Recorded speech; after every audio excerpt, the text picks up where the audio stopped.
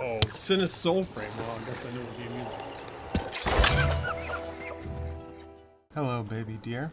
This video is about playing Soulframe on a controller.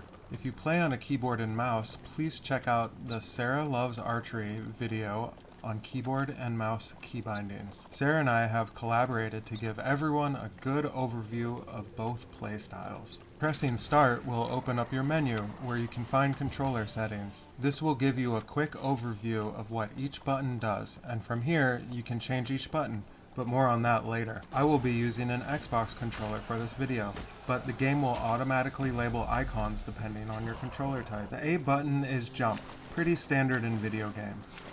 Jumping does not increase movement speed, but it is very fun.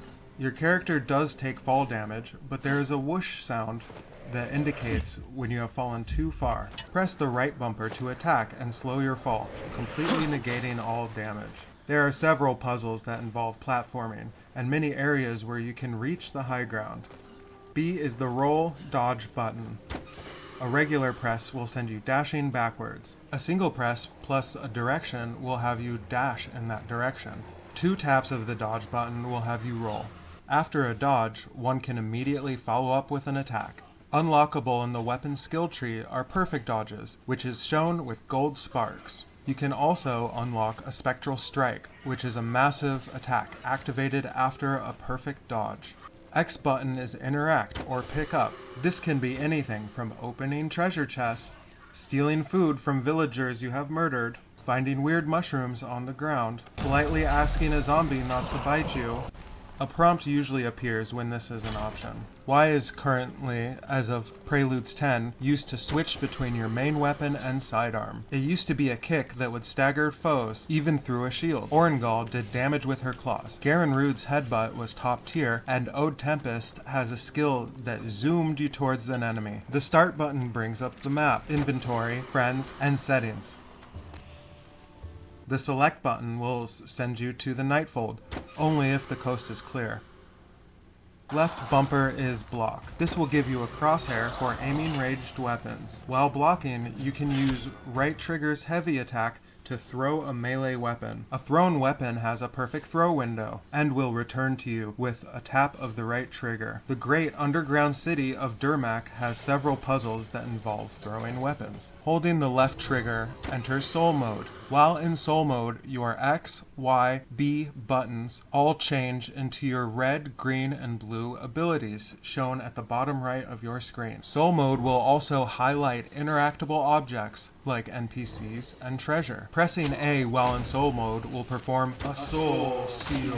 Attacks have a chance to smite an enemy, causing a red, green, or blue light to burst from them for a moment. When you Soul Steal a smited enemy, you tear out their soul, refilling the ability cooldown of the color shown. The Mockery enemies are undead who, upon defeat, their soul escapes. If you do not steal the Mockery's soul, it will find another corpse and rise again. Recap. When fighting normal enemies, a glow will burst from their body. Quickly enter Soul Mode by holding the left trigger and press A to steal the soul. This soul steal also works on glowing yellow motes found at locations. Check out my mote video for more information on motes. The right bumper is light attack, and the right trigger is heavy attack. These change drastically with different weapons, so be sure to watch my upcoming deep dive video on each of the weapon types and their combos. The bottom left of your screen shows your D-pad. Press up to use a potion. You can have a max of 5. They can be refilled very easily by stealing from boxes or murdered townsfolk. Left, used to put away your weapon, so you don't look irresponsible running around with a knife. Right summons a pigeon who guides you to the nearest thing. Maybe it's a quest or a marker you set up on the map. Maybe it's a pigeon trick to get you lost in the woods.